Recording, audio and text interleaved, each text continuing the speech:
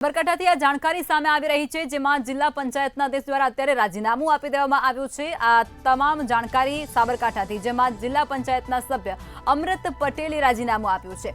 ભાજપ અને જિલ્લા પંચાયત સદસ્ય પદેથી તેમણે સત્તાવાર રીતે રાજીનામું આપી દીધું છે। ખેડબ્રહ્મા માર્કેટિંગ યાર્ડમાં ચેરમેનના મેન્ડેટના લઈ અને નારાજગી ક્યાંક જોવા મળી હતી। કોંગ્રેસમાંથી આવેલા સભ્યને ચેરમેનનું મેન્ડેટ આપતાની સાથે જ તેમણે રાજીનામું ધર્યું છે, તે પ્રકારની ચર્ચાએ જોર પકડ્યું છે।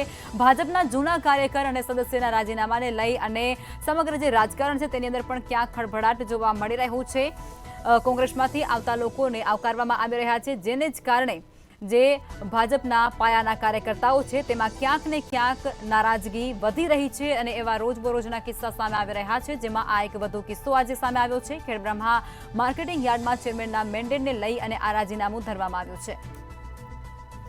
કોંગ્રેસમાંથી આવેલા સભ્યને ચેરમેનનું મેન્ડેટ આપતાની સાથે જ ભાજપના જૂના કાર્યકર અને સદસ્યના પદ પરથી રાજીનામું તેમને આપ્યું છે, જેને લઈ અને અત્યારે ખળભળાટ પણ મચી જવા પામ્યો છે।